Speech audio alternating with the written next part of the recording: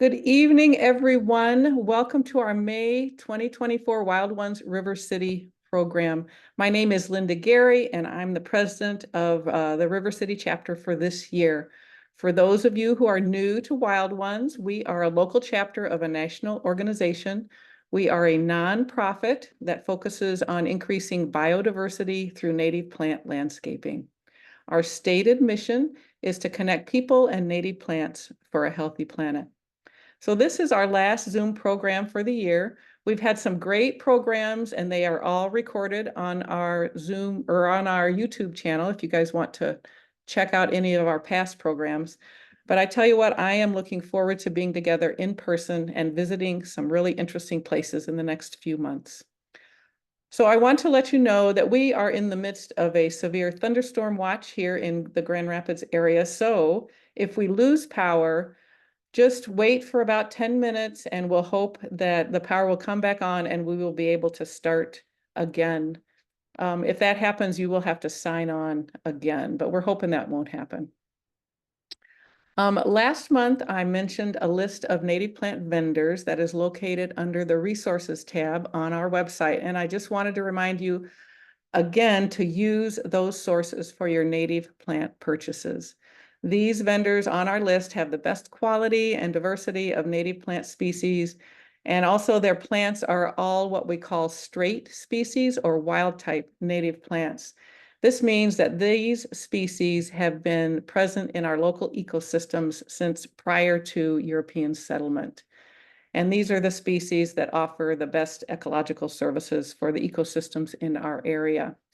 So the big box stores and the bigger nurseries carry a lot of plants, but they often don't carry these wild type native species.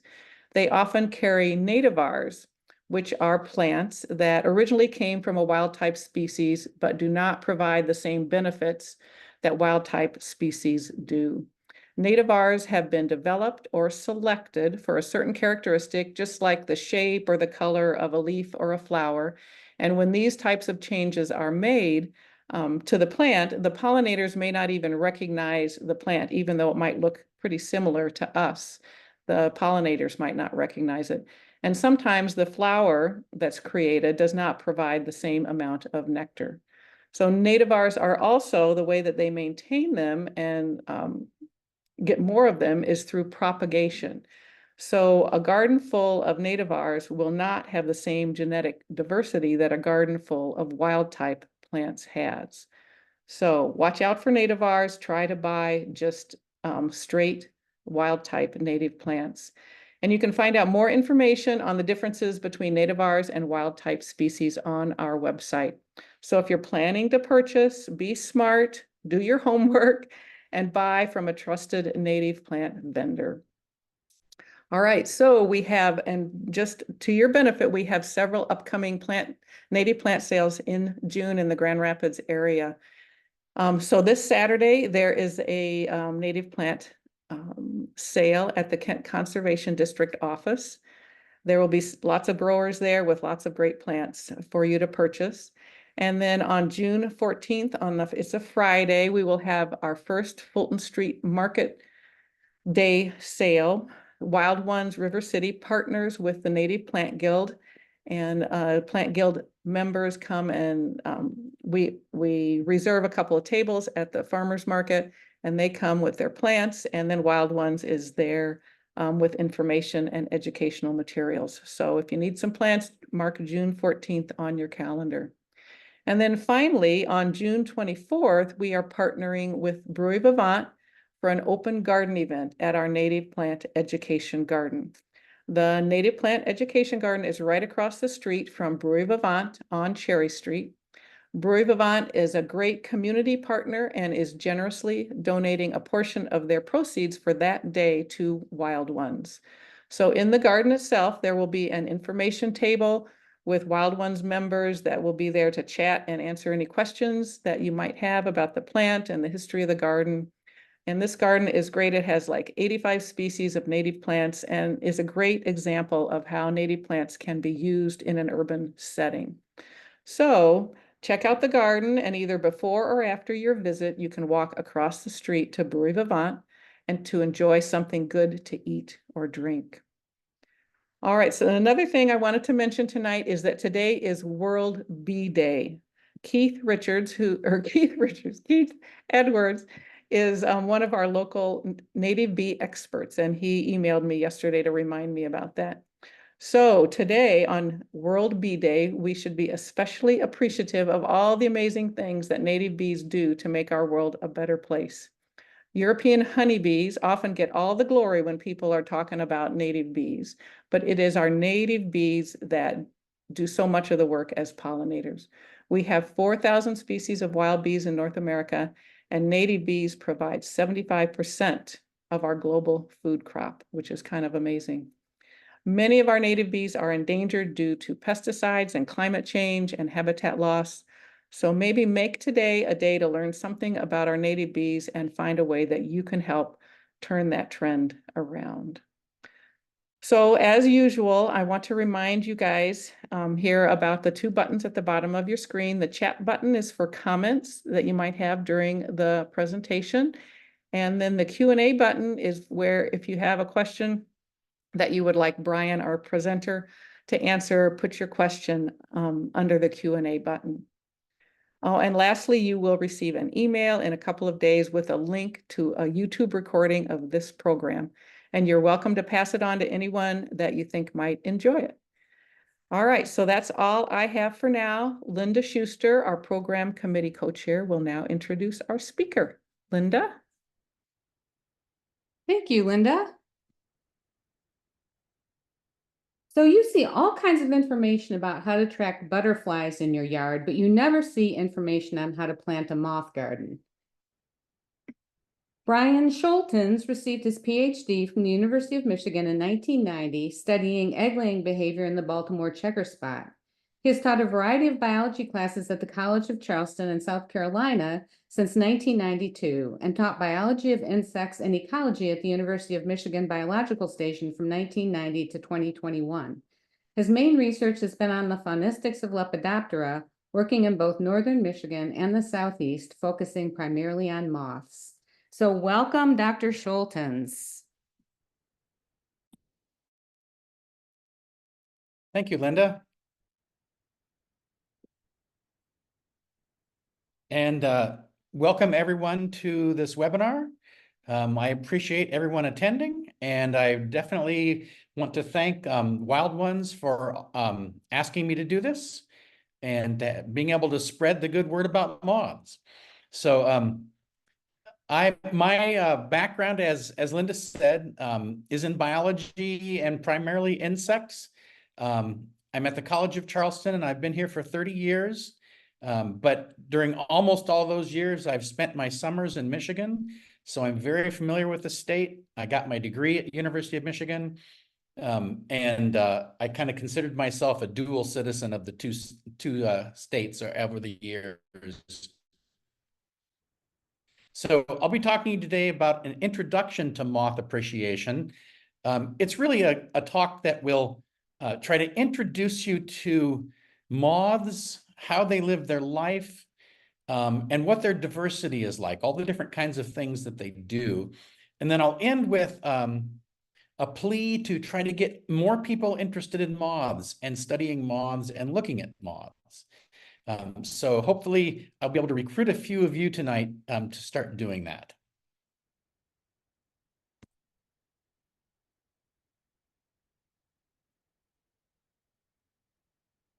So moths, just like butterflies, are Lepidoptera. These are insects that have a complete metamorphosis. And as all insects with a complete metamorphosis, they have a life cycle that's fairly complex, right? So adults will mate and lay eggs. Those eggs will hatch into larvae. We typically usually call them caterpillars as moths and butterflies. But the larva will grow and continue to molt, usually 4 or 5 times over the course of that part of its life cycle. It will then pupate and turn into what typically people call its resting stage, but actually it's not resting at all. It's probably the metabolically active stage of the entire life cycle. because it's transforming into an adult again. And so that's what we're dealing with here, is an insect that essentially acts like two totally different organisms, right? You have a larva whose job it really is just to eat and grow. And you have an adult whose job it is to find nectar plants, take in energy, mate, and reproduce. And so that's one of the really cool things about insects, is that you actually have this dual life going on. And I'll talk about both aspects of that as we go through the talk today. A little bit more about each of those stages. The larvae of moths, most people are quite familiar with caterpillars. It's worthwhile making sure that everybody understands that all insects, including caterpillars, have only 6 real legs. And so in this diagram, those are indicated by the label thoracic legs. And then farther down the body on the abdomen, we have fake legs, or what we call prolegs. These are essentially suction cups with little hooks on the end that allow them to grab a hold of things. So these insects can walk around and grab a hold of even the tiniest little action and allow us to hang on. Usually, they are walking around and spinning a silk trail as they go. Inside their head, their salivary glands are actually modified as silk glands. And so that's literally where we get silk from. The silk moth uses its silk glands to spin silk, and then we unravel that silk and turn it into a fabric for us. So caterpillars use it as a way to get around. They kind of have little tracks or highways of silk that they can easily hang on to. And then they use that to get to the places where they need to feed. The pupae, most people, when they think of moth or butterfly pupae, usually think of something like in the upper left-hand picture here, which is, of course, a monarch chrysalis. And that word chrysalis is pretty much reserved for butterfly pupae. They are what we would refer to as naked. They're not covered by a cocoon, and they're typically hanging or perched somewhere in the environment up above the ground. That's not always true. There are some butterflies that make pupae or chrysalises on the ground. There are also lots of moths that do that, like on the upper right, and these are moths like sphinx moths. Now, that if this were a sphinx moth, it would usually be underground. They would usually dig a little hole as a larva and pupate underground, so you wouldn't usually see it. But there are a number of moths that don't make cocoons. And then in the lower 2 pictures, you see 2 moths that have made cocoons, one that has a very flimsy cocoon, and you can actually see the entire pupa inside of it. And then one on the right-hand side that has a very sturdy cocoon. And in fact, the cocoon has actually incorporated leaves from its host plant in order to make it even more sturdy. Quite often, these really sturdy cocoons are ones where the pupa actually has to go all the way through the winter and emerge as an adult the next spring. So you see a large range of pupal morphologies and how moths and butterflies deal with that. Once again, the silk for the cocoon is coming from the caterpillar. So the caterpillar spins that cocoon first, and then it pupates inside that cocoon, and the silk gland is then gone. Adult butterflies and moths are characterized by 2 major things that make them unique. One is, of course, they have a tongue, or what we would call a proboscis, that allows them to take nectar meals. That is true for all butterflies and moths, except for the most primitive ones, which actually still have chewing mouth parts and eat pollen primarily. But most others have these proboscis that they can take food with no problem, as long as it's liquid food. And then all butterflies and moths on their wings have scales, and the two right-hand pictures here illustrate some scales that are on moth wings. So these, obviously, you're familiar with butterflies, but they can be quite beautiful and form very elaborate patterns. They don't really need these for flying. That's not why they have scales. Scales now are most important for butterflies and moths for what they look like, because they give them the ability to hide in dead leaves or look like part of a plant, a live leaf even. Lichens are a common hiding spot. And sometimes, like with monarch butterflies, they actually are advertising that they taste bad, so that they're purposely very, very colorful and easy to see. But it may be true that the original purpose, so the original reason for scales on insect wings, on moth and butterfly wings primarily, is that it allowed them to escape from spider webs. So spider webs are built on the idea that they have sticky silk and things fall in or fly in and get stuck. Well, if you have a whole bunch of scales on your wings, you can actually often release yourself because your scales will stick and the rest of the wing will release and you can get away. So that's one idea about why scales actually evolved on butterfly and moth wings.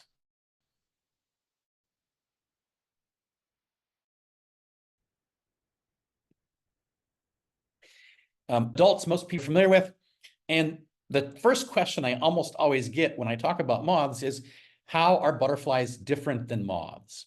And I'll talk to you about a little bit about that, but almost all of us that study moths started by looking at butterflies. And you heard Linda say that my PhD thesis was actually on butterflies, was on Baltimore checker spot butterflies.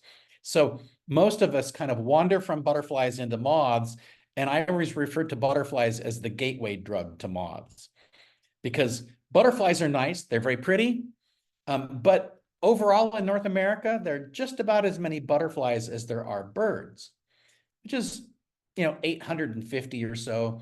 And that means after a while, you start seeing the same ones over and over, which is not bad, but diversity in moths is just so much greater that many of us get sucked in to looking at moths in addition to butterflies. So I'll talk to you a little bit about the differences, and then we'll spend the rest of the time pretty much talking about moths. So the easiest way to tell butterflies from moths is by their antennae. The two on the left are both moth antennae. That's actually male and female of the same moth. So quite often, male moths have plumose antennae, and female moths have just filiform antennae with no special things on them. That's usually because most male moths are smelling the female pheromone with their antennae, and there are just thousands and thousands of scent receptors on those antennae. And then on the right-hand side is a butterfly antenna. And you can see the obvious difference is that butterflies have an antenna with a club. And that is a fairly unique feature. So around Michigan, typically, if you find an insect flying around during the day, which is either a butterfly or moth, and it has a club on its antenna, it is almost always a butterfly. You notice I said almost. I'll show you a picture in a little while where that rule is broken. The other thing that we use quite often to tell these apart is how the wings are connected. So butterflies, like on the left, they simply have a big lobe, and I hope you can see my cursor here. There's a lobe at the base of the hind wing that overlaps with the front wing. So the front wing is coming here, and it's overlapping with the hind wing like this. And that keeps those two wings together as they're flying, so that the hind wing is always underneath the front wing. In moths, most moths have this special structure here, which is a very thick, hard thing that is called a frenulum, which is a hook that gets fastened into a little fancy series of scales here on the top of the front wing, on the bottom of the front wing rather, and that keeps the two wings together. So moths typically have a frenulum, butterflies do not have a frenulum. Butterflies also have a very, very consistent lifestyle. So almost 100%, few exceptions, but almost 100% of butterflies are external feeders as larvae. So they walk around the plant, they eat the plant, just like this monarch larva here. And then as an adult, they fly around during the day and take nectar from flowers to get their energy so that they can find mates and reproduce. And that is, 99.5 or more percent of all butterflies have that kind of a lifestyle. That is not true for moths. Many moths do have this kind of a lifestyle, but we'll talk about a whole bunch of other possibilities that they have as we go along here. So I told you that there are exceptions to all these rules. So yes, in fact, we now know that there are butterflies that don't have clubs on their antennae. This is a family that's on the same branch as butterflies. They're basically day flying. They look like butterflies, but there are no clubs on their antennae. Up here, there's no club. And that's in the family Hedialidae. They're actually tropical. We don't have any in the north, but these are also basically butterflies that fly around with no clubs. Some sphinx moths, like this hawk moth sphinx or bumblebee sphinx, sometimes called, you can see it's got a clubbed antenna. This does fly around Michigan. So sometimes you got to be a little careful. But realize there's a moth because it's flying around so fast that they think it's a hummingbird. But yes, these do have clubbed antennae, and they are quite common. So you have butterflies without clubs and moths with clubs. And then on the right-hand side, you can see that there are also quite a few moths that don't have a frenulum. These are the giant silk moths here. They have that same kind of lobe on the hind wing that keeps the two wings together that butterflies have. So all the rules are broken. At one point or another, all the rules are broken. And really what we come down to is looking at something like this, which is a phylogeny of moths and butterflies. Don't have to memorize this at all, but it's important to realize that everything that is as squared in the rectangles that are shaded, those are all moths. Butterflies are just one branch in the middle of all the moths. Basically, butterflies are literally just day-flying moths. They are one branch evolved from other moths that happen to fly during the day. We see them a lot. They have a few characteristics that are different, like every one of these branches does. And because of that, we've named them differently. So we tend to pay attention to them, and we don't pay attention to very many of the things that are flying around at night, which is what we then call moths. So as you can see, this is part of the reason why people get sucked into moths after working with butterflies for a while, is because there's just so many possibilities in the moths, and we'll hopefully introduce you to some of those as we go through the rest of the talk. So let's look at how moths make their life cycle first. There are lots of moths, as we said before, that basically do the same thing that butterflies do. They have caterpillars that eat leaves, and they sit on the outside of the leaf and they chew pieces of it off, and then they digest it and use that to grow. And so here you have three nice examples of external foliage feeders in the moths, one of them feeding on a pine tree, one of them on a milkweed, one of them on a tobacco or tomato plant. And these are three of our common ones that we've got in Michigan. But moths do a bunch of other things. So there's a whole set of moths in various families that are detritus feeders. They now feed on dead things. And so some of them just feed in the leaf litter and eat dead leaves and eventually end up growing and pupating and turning into a moth. Others that have taken that lifestyle kind of to the extreme have become some of our pest moths, the ones that no one likes, like clothes moths or the carpet moths. And on the left-hand side, here's an example of a clothes moth. So these are moths, that have become specialized on feeding either on cotton, if they're feeding on dead plant products, or wool if they're feeding on dead animal products. And there are different species that do each thing.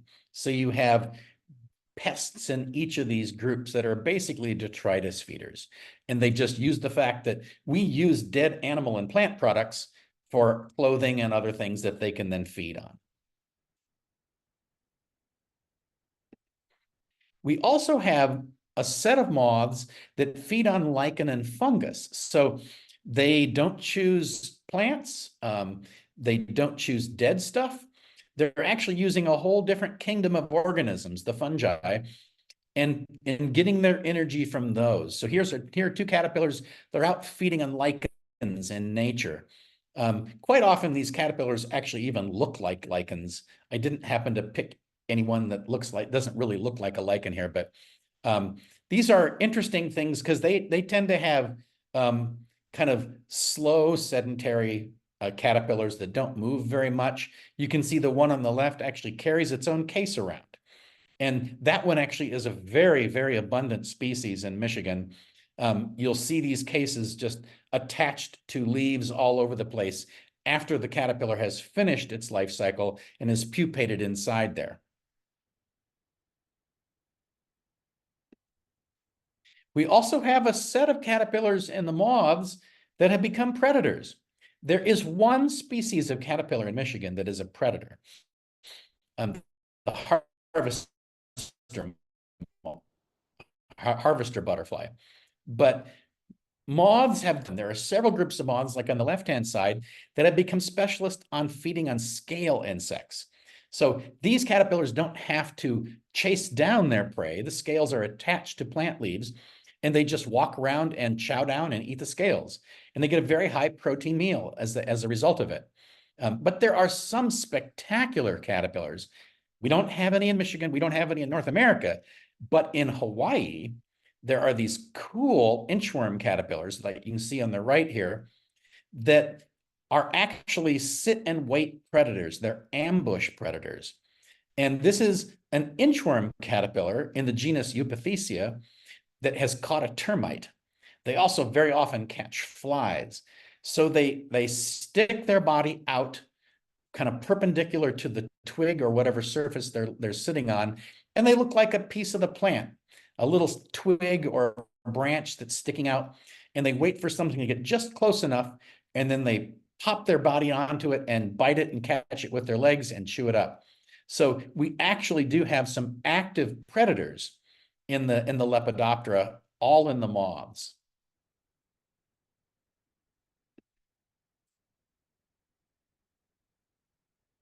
And we also have moths that are borers. So they're not external feeders at all.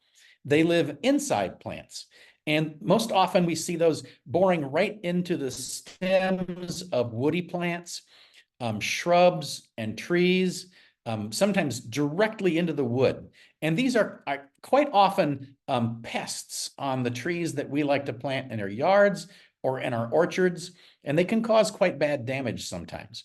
We also have a set of caterpillars on the right-hand two pictures, which are seed borers. They actually bore into seeds, eat the contents, and then crawl off and pupate after that. Obviously, these can also be pests, but most often, almost all our species are feeding on seeds that we don't really harvest or use in any way. So mostly these don't cause too many problems to us. There's a few seed feeders that have started causing problems, and I'll talk about that a little bit later.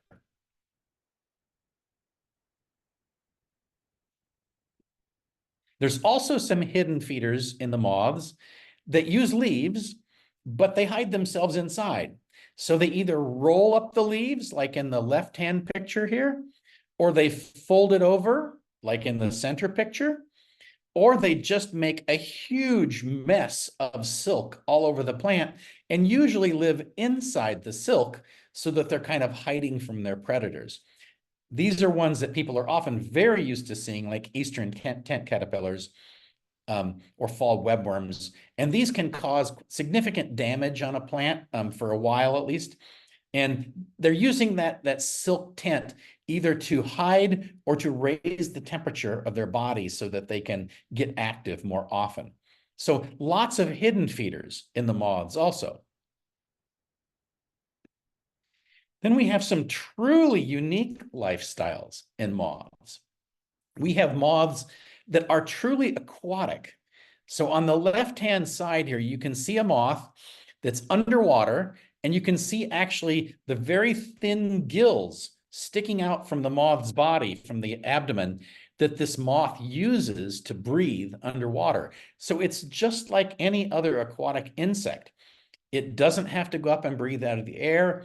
It can stay underwater for its entire time it's a larva.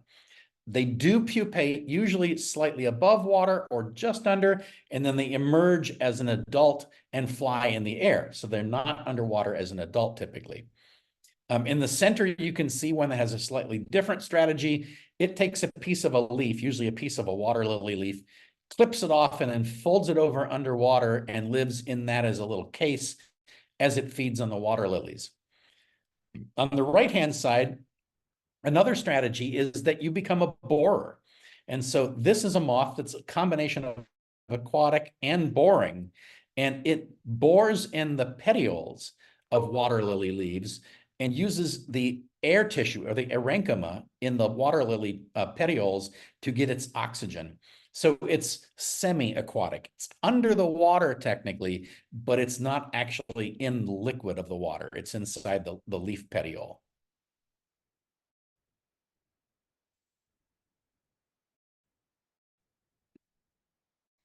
And then we have another of really tiny moths, which are miners in stems and leaves.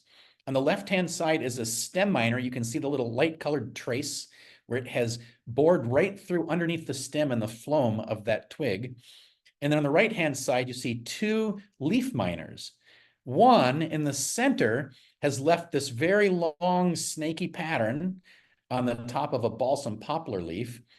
And you can see at the very end of there, there's a little yellow larva. And that larva is living literally inside the leaf. It's underneath the epidermis, feeding on the middle or the mesophyll of the leaf.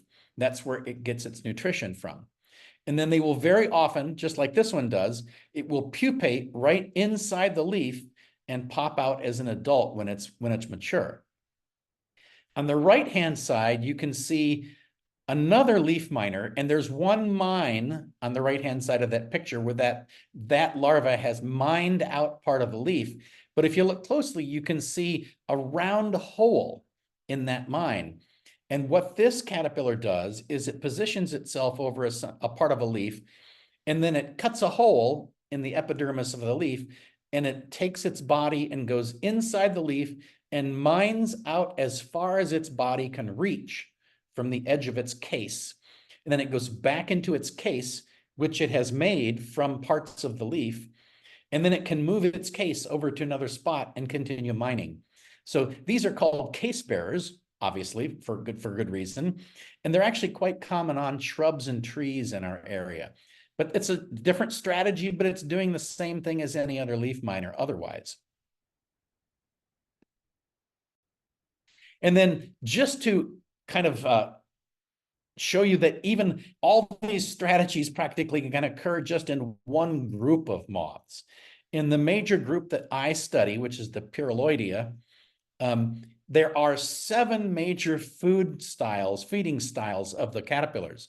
So we have typical external feeders, we have borers in stems, we have borers in seeds, we have leaf rollers, we have leaf webbers, we have aquatic caterpillars, and we have predators, all in the same group.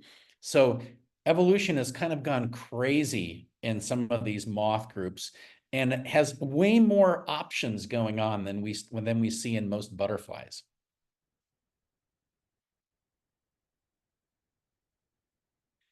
Now I'll talk a little bit about the ecological importance of this group. And moths are quite ecologically important, even though we don't necessarily usually think about it so much. Obviously, the major way that we interact with moths is as caterpillars, and many of them can be pests. Not the majority. It's a small number of species that are typically the most impactful pests. Now, they do cost us billions of dollars a year because they're competing for our food. They like it just like we do. So we have to deal with those in various ways to try to keep our food supply going. But most caterpillars are not eating things that we care about. But they are eating things that other things care about. So they're competing with other things that are eating those plants also. So we have, this is probably one of the 3 or 4 most important herbivore groups in the world, definitely in the insects. So they eat lots and lots of plants. Almost every single group of plants has caterpillars that eat it. And then after they've eaten for a while, or maybe not that long, they can become prey.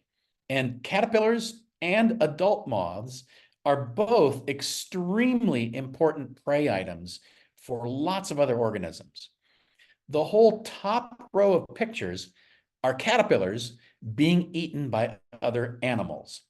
So on the left, obviously, a bird. Caterpillars are one of the major food supplies for nesting birds.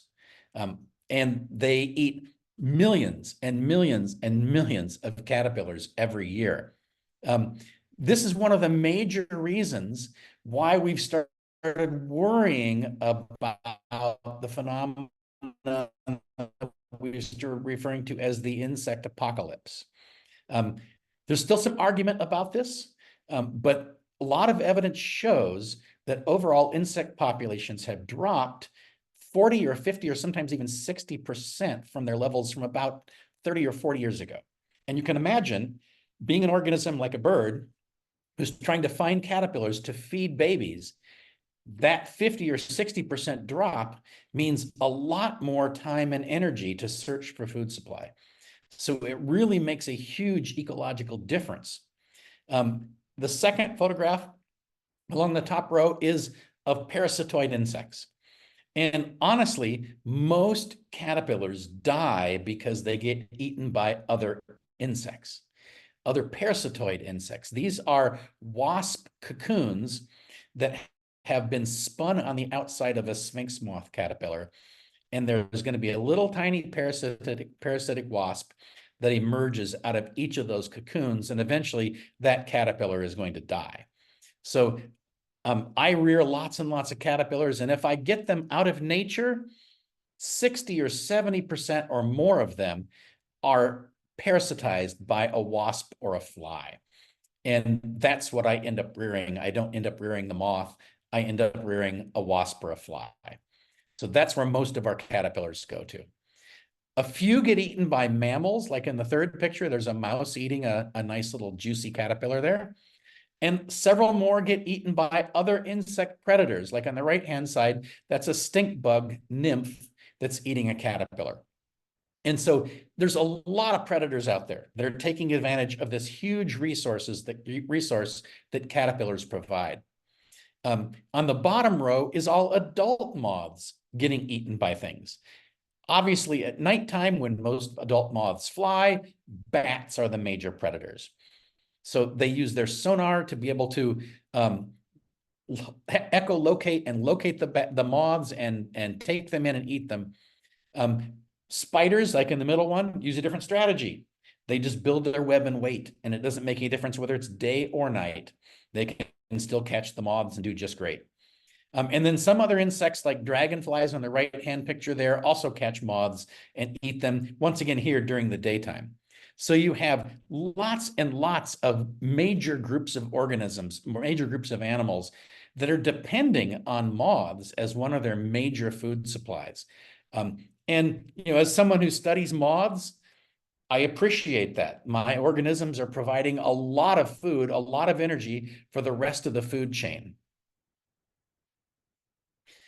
Then, of course, moths, like their butterfly cousins, are incredibly important pollinators.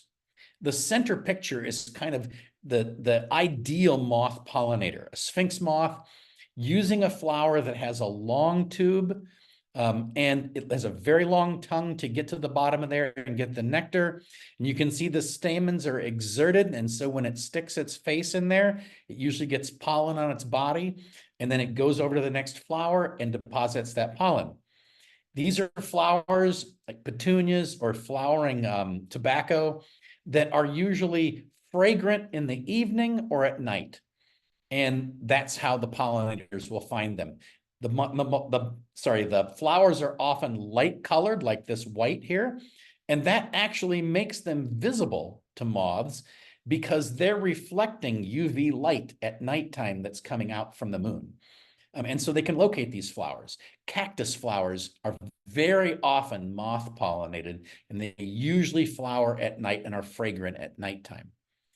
You have some other examples here that are day-flying moths that are also are pollinators. So we don't usually see all that many moths pollinating, but that's because they're out flying around at night. And if you ever have a chance to take a flashlight and put a red filter over it and walk around and look at flowers that are open at night, on a warm night, you will usually see quite a few moths visiting those flowers. They're taking advantage of the resource just like everybody else is. Sometimes we even see moths with extreme specialization. So in Michigan, we've got yucca flowers. They're native in a few counties of the state, and lots of people plant them. And if you see a yucca plant that has pods that are maturing, that means that there are yucca moths present with that yucca plant. So on the left-hand side is a yucca moth. This happens to be a Western species, but ours does exactly the same thing.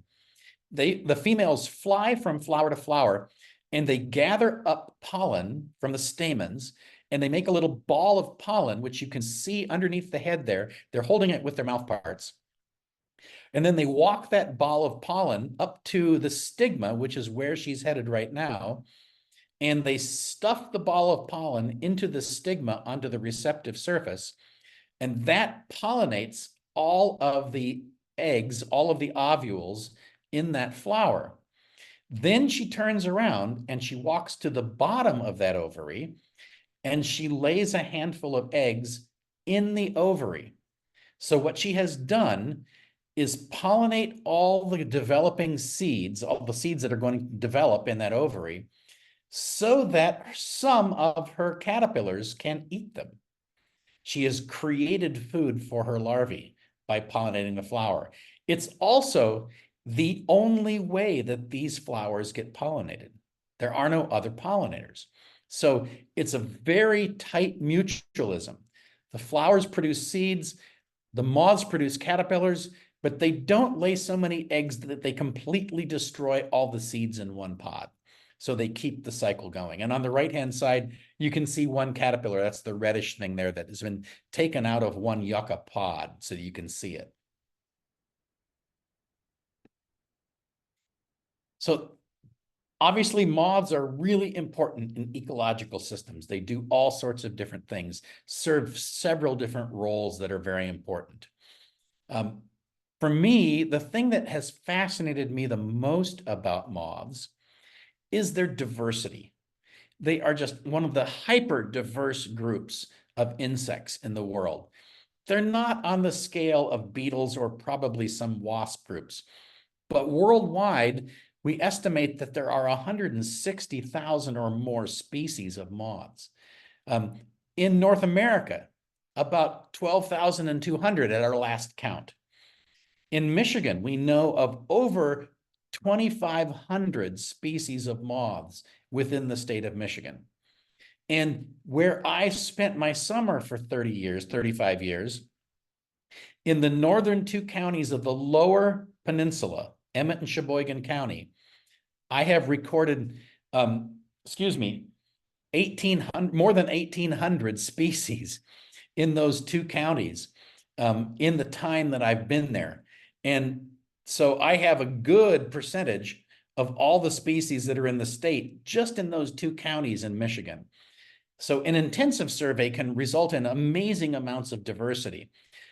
By the way, just to give you some perspective here, in the same two counties, there's about 70 species of butterflies.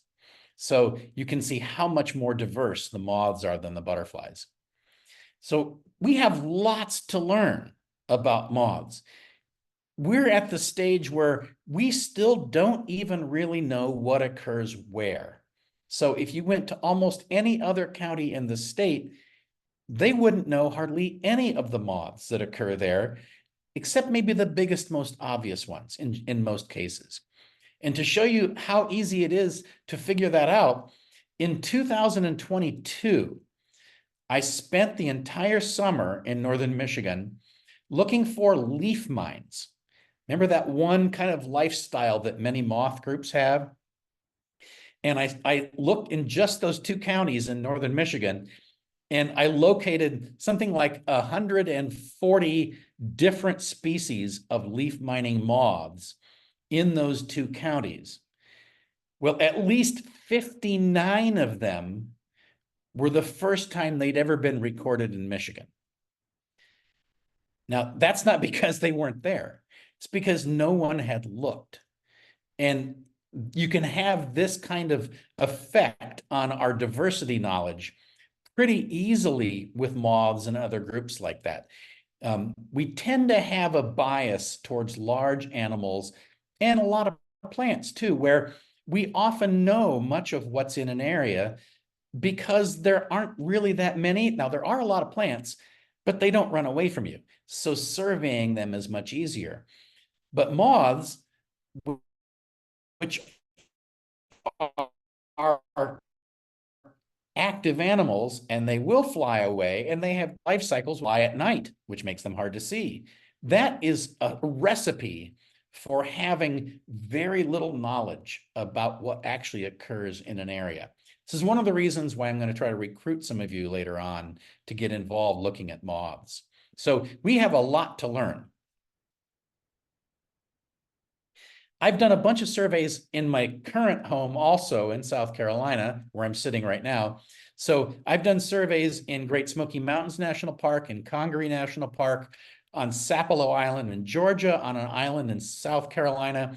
And I'm currently working at the Santee Coastal Reserve just up the coast from where I am right now. And in all these cases, you can see we have large numbers of moths.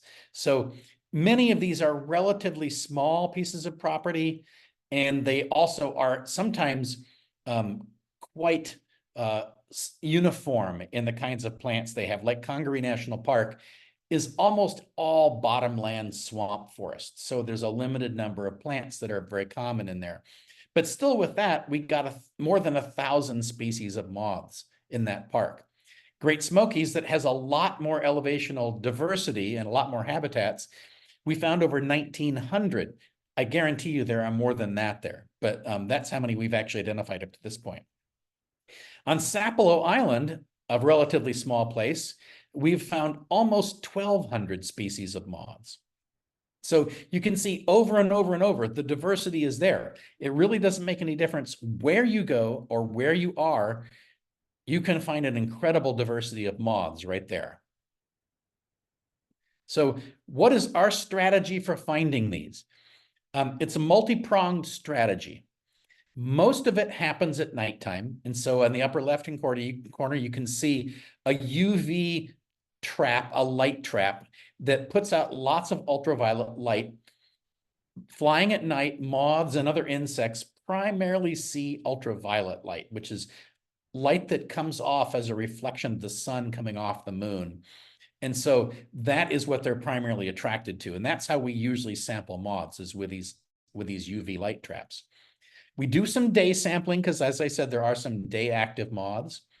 We do some pheromone trapping, like in the third photograph over, where there are some groups of moths, particularly ones that are pest species, where labs have developed artificial lures. These are pheromones that mimic the pheromone that the female puts out. And so you can attract and survey moths with these pheromone lures also. And then, of course, as I did in 2022, you have to rear many of the leaf miners, or look at the mines at least, to be able to tell what species you have. And so it's a multi-pronged strategy to really work at getting a complete list of moths for an area. And there are some real challenges when you go to sample moths. So because they're only adults for a short time, right? They have a life cycle that typically takes a year or maybe a half a year, or at least several months. The adult is usually only out for a week and a half or maybe 2 weeks. So you actually have to sample all year round in order to be able to find all the different species of moths that are flying. Some moths, even in Michigan, are active only in the winter. They are adults that overwinter. They emerge late in the fall, spend the entire winter as an adult, occasionally being active on warm nights and taking not nectar so much as sap from sap flows on pressure cracks in trees. And they also then come back out in the spring and lay their eggs just before the bud burst so that there's fresh food for their caterpillars. So you have to sample literally all year round to really know all the moths that are in a particular area. We also have to deal with weather effects. Moths really like relatively warm, humid but not rainy nights, calm nights, and that tends to attract the most moths and get the most moths active. If you have a really bright moon, that can tend to suppress your moth samples because moths are then attracted to the moon instead of your lights. Now, of course, they're not literally flying to the moon, but they can use it for navigation. And then insect populations in general are quite stochastic. They have big booms and busts. And so individual species aren't necessarily abundant every year. And so to really find out what's out there, you actually need to sample over multiple years so that you have years in which each species is present in enough numbers that you're likely to encounter it. So there's lots of sampling challenges. In addition, there are identification challenges. So yes, I'm a moth expert, but as I said earlier, I'm primarily an expert on one group of moths. And to do these surveys, we need other experts. So we have to involve colleagues. Sometimes colleagues from various other parts of the country or from various other parts of North America, or occasionally even around the world. So no one's an expert on every group of moths. We have to use all these people in order to actually get identifications on everything. And the volume of material that we can have is overwhelming. One of those light traps can very easily catch several hundred or 1,000 moths. I don't like to waste moths. I like to make sure I get data on all of them if I possibly can. And so that can take a long time to process. And therefore, I can't do that every night. I have to have time in between to be able to deal with the moths. And we also find that identifying species can actually be quite difficult sometimes. Quite a few of them are cryptic, different species that look almost identical. And the only way you can really tell them apart is by dissecting them. Or now we have the trick of being able to barcode them, which means you take a little bit of tissue and you send it off to a lab and they will sequence the genome of one of the mitochondrial genes, CO1, and send you back a sequence. And we now have a library of sequences of most North American moths so that we can compare that to the library and figure out what we have. You can even do that with caterpillars or with eggs. And so it's made it possible for us to now identify stages of insects that we don't know what they're associated with, what their adult looks like. And that can be very, very valuable for us. We also run into identification challenges because it is actually pretty easy to find an undescribed species when you're doing moth surveys. So these are just a handful of the undescribed species that the surveys I've been involved with have found. Ligdia wagneri was found in our Great Smoky Mountains survey. It was identified by the expert in this group at that time, but not until several weeks later. It was not described. This was the first time this entire tribe of moths had ever been seen in North America. And literally no one had ever seen this moth before. It was not present in any collection around the country. So we were the first ones to see it. That's the top moth on of the pictures there. The second moth down, Pila araneola, is one that I've encountered in the dunes on Emmett County on Sturgeon Bay, and it occurs on many other dunes on the Great Lakes also. It feeds on Arctostaphylos, bearberry, and right basically in the sand, it makes little sand tubes up to the leaves and feeds on the leaves. And one of my colleagues, George Ballog, described this species some years back after finding it and realizing this is not something that somebody's ever found or described before. So this is one that came out of our work in Michigan. There's another undescribed species on the dunes, a Homeosoma pyralid moth, that feeds on composite seeds, including pitcher's thistle. So this moth is associated with a federally endangered plant species. And then I've recently just dissected a group of moths that I didn't know very well, the Schithrididae, which are these little day-flying moths that feed as pollinators on other composites. And I found an undescribed species of Neoscythrus also feeding in the dunes. So we have some really cool moths that are out there that nobody knows about yet and just need people to go out and try to find them.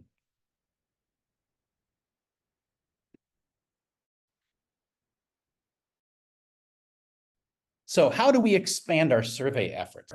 I'm going to try to make my plea to all of you. In Michigan, or in any other state in the nation, basically, we only have a handful of moth experts to do really concentrated surveys.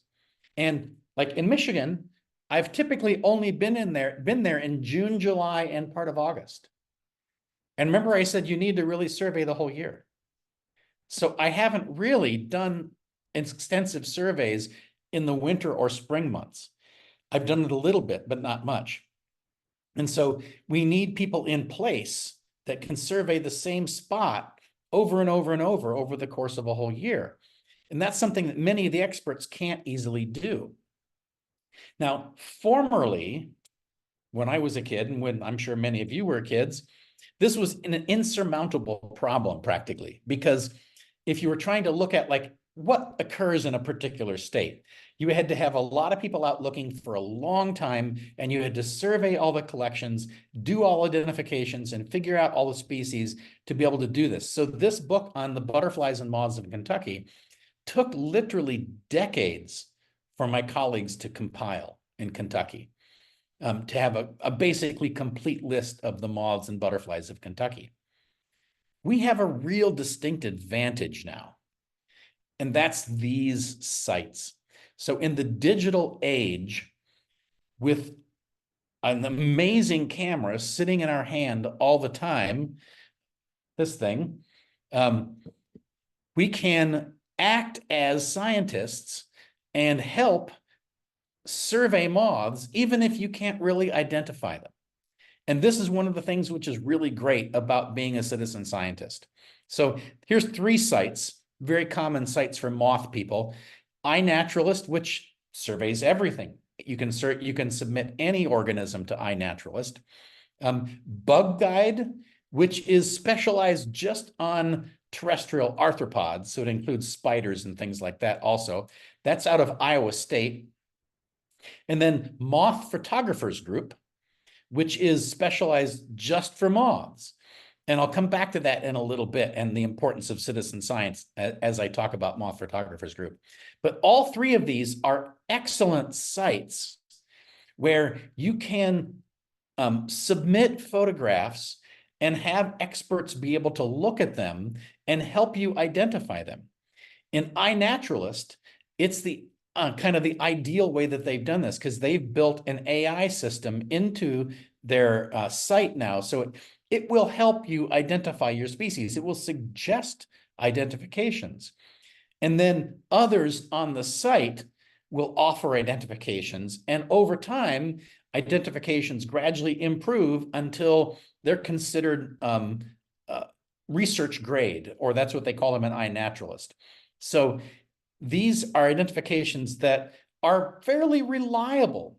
You have to be a little careful, but in general, it's working pretty well now. And Bug Guide does a similar sort of thing. They do not have an AI system built in to help out, but they have a lot of people who come on and use Bug Guide as experts and help identify things. So under each photograph that comes in, you can see a little email train where people have suggested what it might be, and someone else has made another suggestion.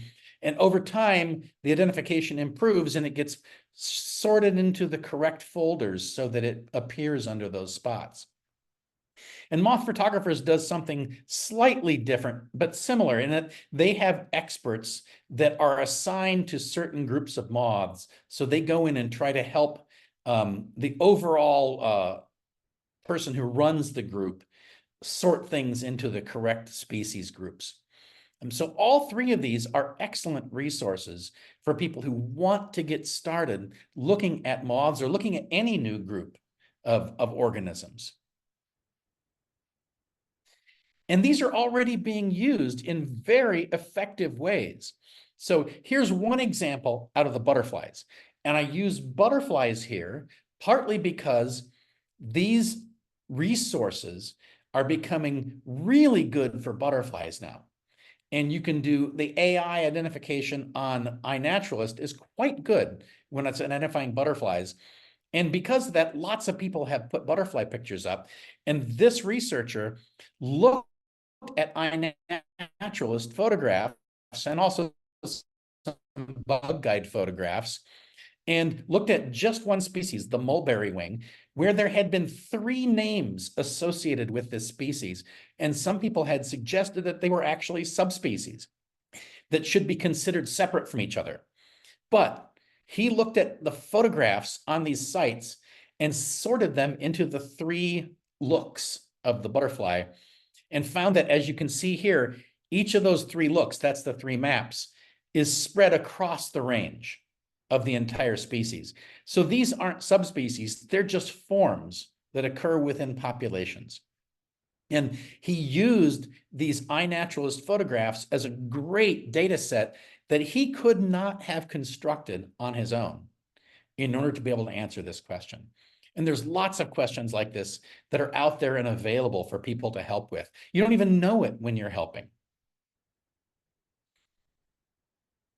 So how do we expand our survey efforts? Here's where all you come in. If I can recruit you to get interested in moths, you set up a light sheet and you start photographing the moths that come to it. This can happen virtually anywhere, even in neighborhoods. It's interesting to see what comes to light sheets in actual suburban neighborhoods, because there are quite a few shade trees and other plants around. Then you can use those online ID tools that I just talked about. iNaturalist has this AI that is associated with it called Seek, and that can help you put identifications on things. But just by posting your photographs, you make them available to others to look at and help identify.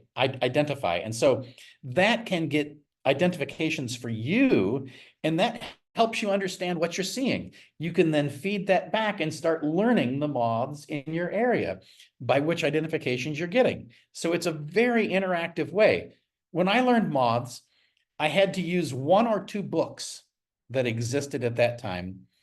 And then I had to go to museums and I had to find technical articles in journals. And often I had to dissect the moth to figure out what it was because they didn't have any photographs.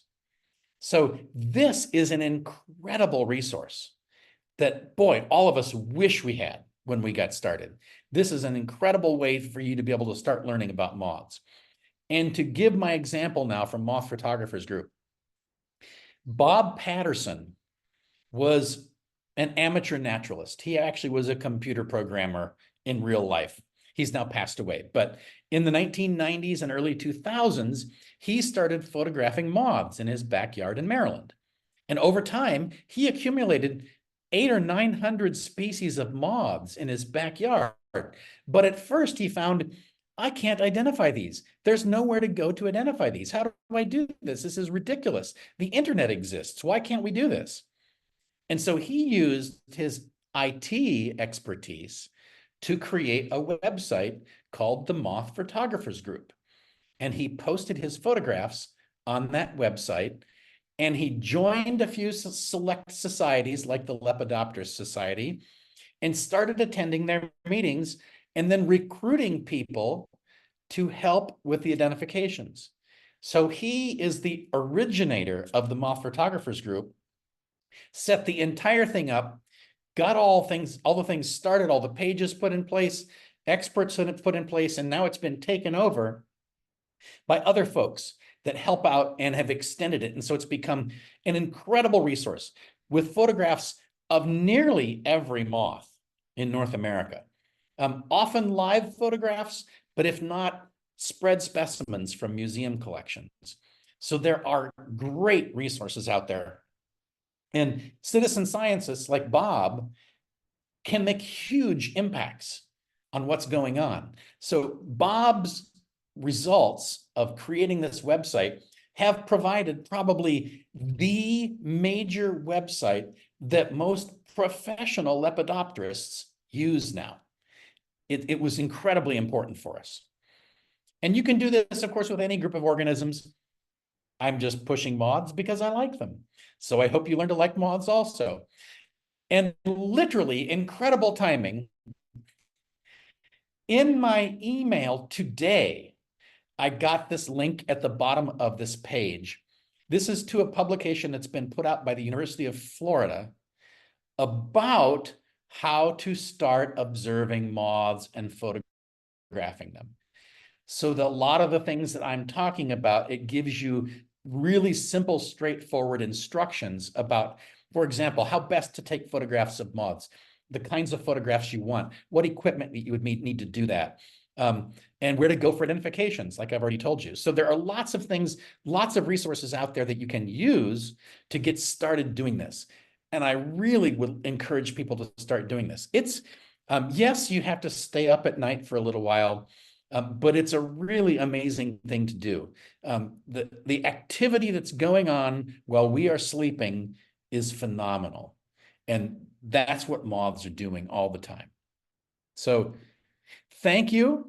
And are there any questions? I know we have several things in the chat and in the Q&A. And so I'll let my moderators take over here and ask questions. Well, thank you so much. That was so interesting. I learned so much. We really appreciate it. So, Jamie, these are some questions that came in when people registered. Jamie asks, what is the most threatened and valuable moths that critically need habitat in our area, and what are the specific species we should focus on planting for them? So that's a really tricky question, going right back to what I said is our lack of knowledge about moths.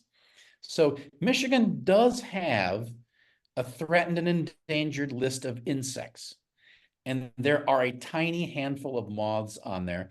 One that I can think of right in the Grand Rapids area is Shinia indiana, the Indiana flower moth, or the phlox flower moth. Now, unfortunately, it doesn't really feed on the phlox that we plant in our gardens. It feeds on native phlox. But that's one possibility. Most other moths, we really don't know enough about them to even know if they're threatened or endangered. And so that's one of the real challenges. We need to try to learn that. I've been dealing with this in South Carolina, where we're trying to provide a list of moth species that we think should be looked at. And we know some of them, but it's a tiny fraction of all the moths because we just don't know enough about most moths. Okay. So Kelly asks, what's happened to all the moths? I used to see more of them, especially the large ones.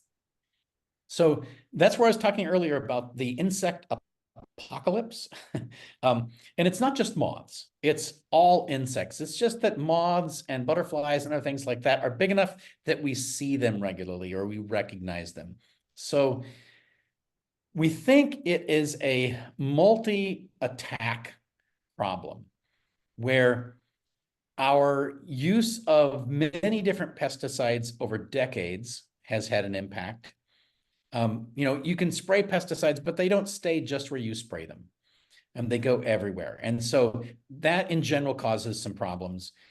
We also have lots of introduced potential pests, like those parasitoids that we've talked about, that can cause problems.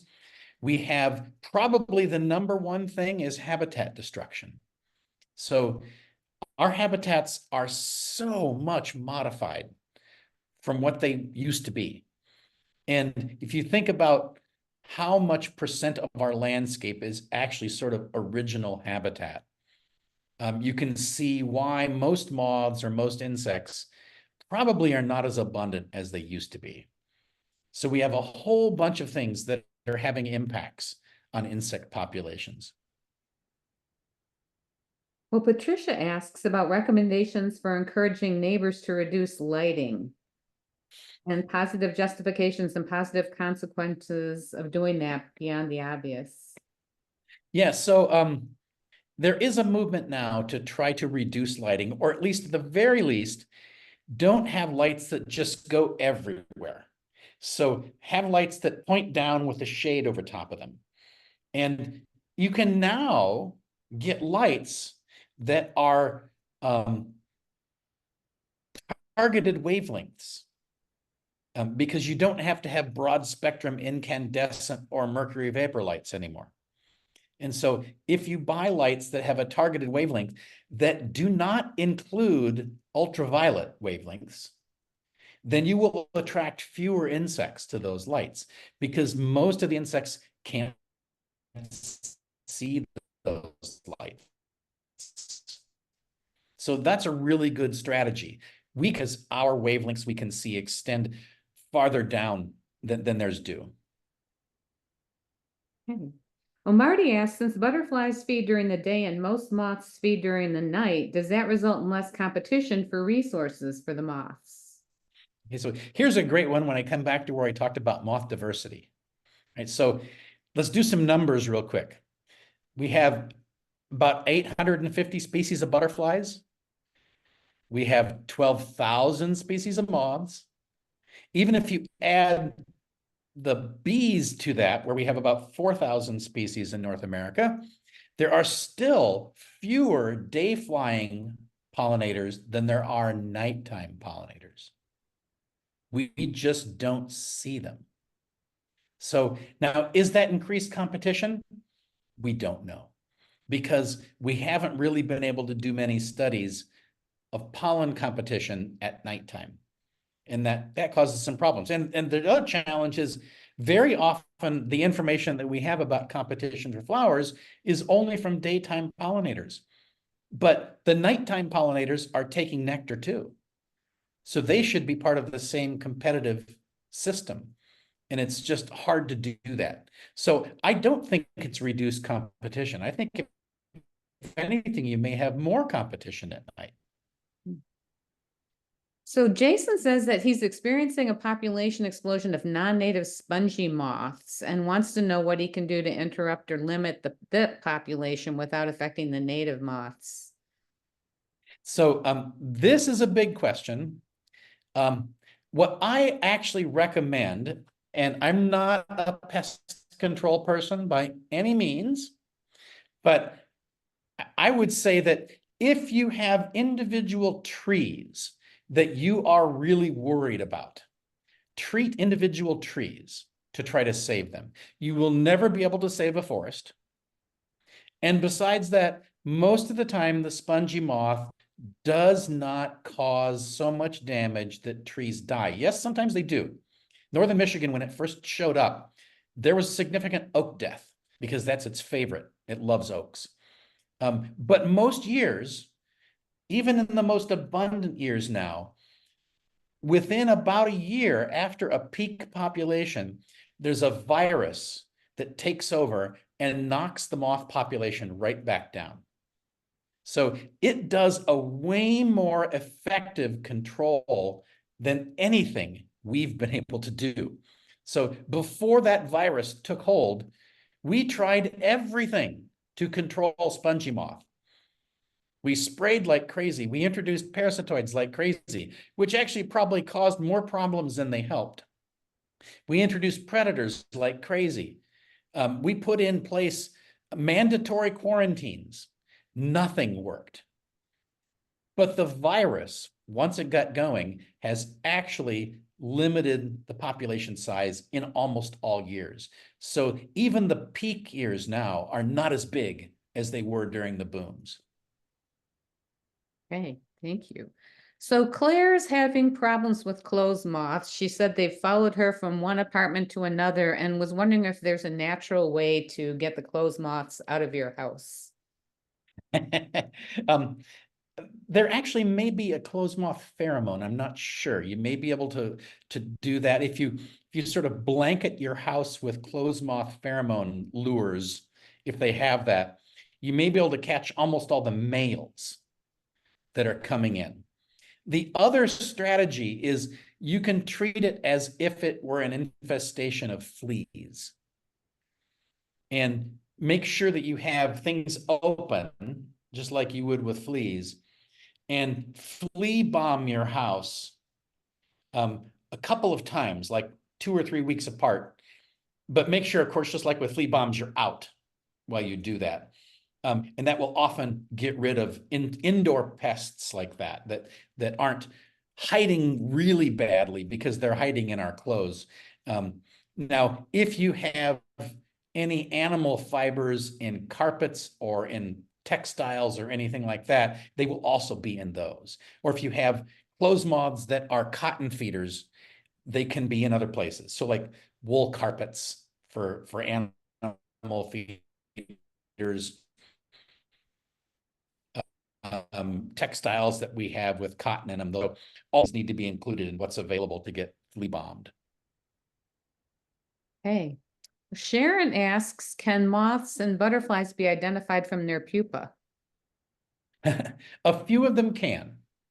I would say most of them not. We don't have any resources really to do that other than going to these websites where someone happens to have a moth or a butterfly that they have reared and has put a picture up. And then there's one sort of good guide that includes some pupil pictures, which is the Zim field guide, which is an interesting thing. It was that old little hand pocket nature guide that has quite a few pupae pictures of butterflies in there, and some of the moths also. But no, it's actually quite difficult to do. So what I do is I take the pupa in and I wait for it to emerge as an adult, and then I know what it was. Great. So Marty was wondering whether moths would benefit from dark skies initiatives.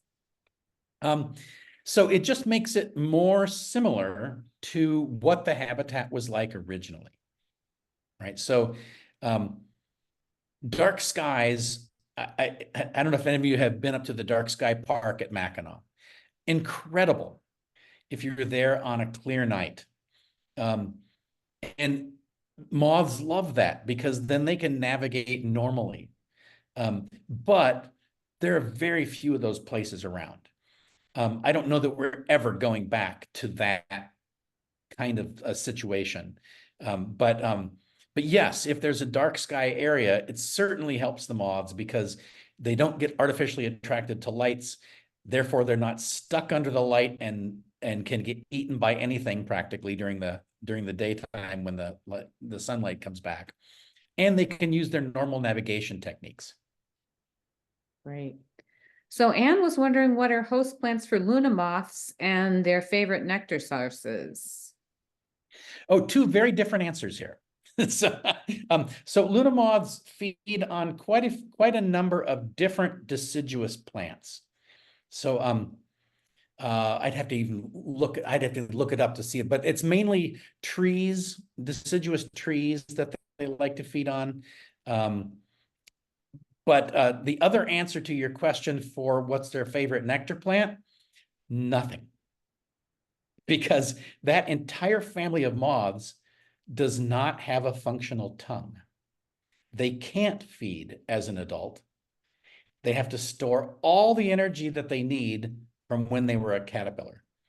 And then they use it in one big boom bust cycle where they live for maybe a week as an adult do all their mating, all their egg laying, and then they die. Okay, great. Michelle asked about elaborating on the lights that people should buy. Well, so the LED lights that they make now, LED lights, not just the ones that you go to the store, because basically they typically now try to make LEDs that look like sunlight, daylight LEDs. Those do have UV in them, but you can get LED lights that are very specific wavelengths. And so you could get LED lights that are like yellow wavelengths. And that makes it very visible for us, but not for the moths. You can also buy yellow tinted or red tinted incandescent lights that you can put in that aren't attractive to moths or other night flying insects because they don't emit the UV. So there are a variety of choices that you can do depending on what's available. Okay. Well, I think that's the end of the questions. There was an invitation for you to present again to a group in Southeast Michigan. I will share that information with you and put the two of you together and you can chat about that. But Okay. again, thank you so much for a really, really, really interesting presentation. We really appreciate it. Well, you're very welcome. Thank you for having me. So good night, everyone. We hope to see you in June where we're having a walk at the Highlands so we can see what's been going on there. So take care and good night.